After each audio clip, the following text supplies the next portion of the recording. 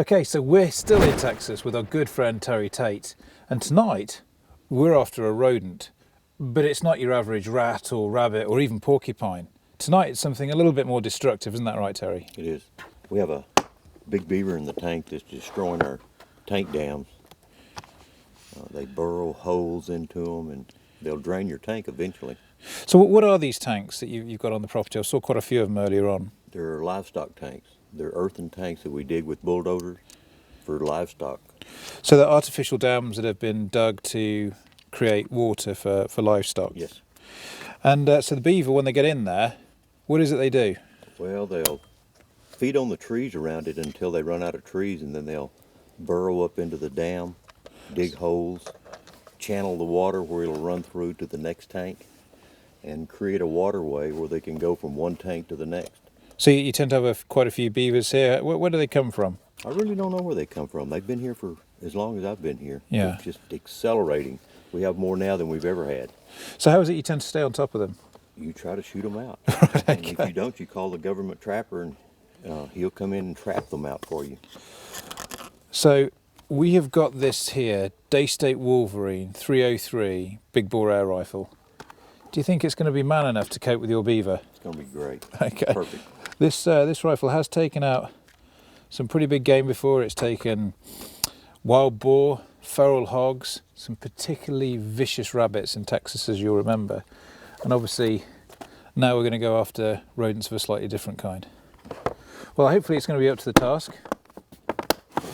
And in the meantime, we've got a little bit of work to do, I think, to go and get spotting it. So what sort of time do they come out of an evening? Usually about dark, and they'll be all night. Okay. They'll work all night on either cutting a tree down, digging holes, fixing dams. We'll see if we can find them. Okay, well, fingers crossed. I'm just nearly here now with my Daystate Wolverine and Night Sight NS200. I think we are now officially ready to go. So, lead on. Here we go.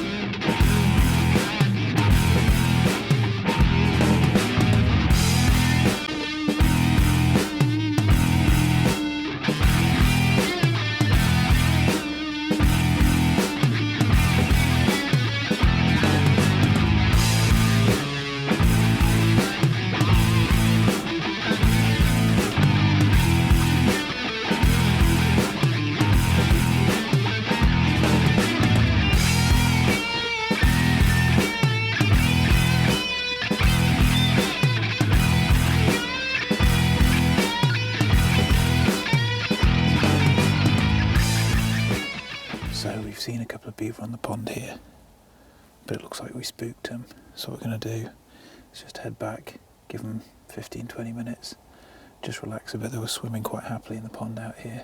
Then we're going to come back and see if we can get a shot at them.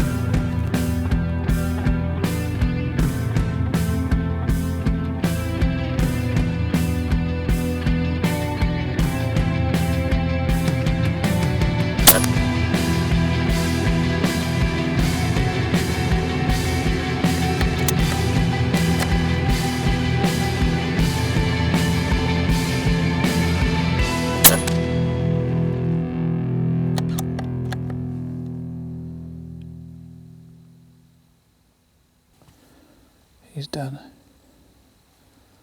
Okay.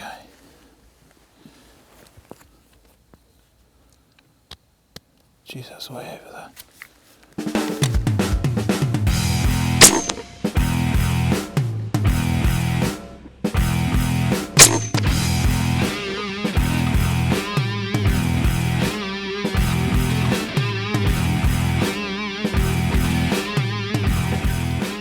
So he is one enormous beaver.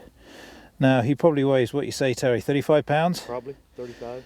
Now I've shot smaller feral hogs than this bad boy. Now he's taken 2 shots in the head.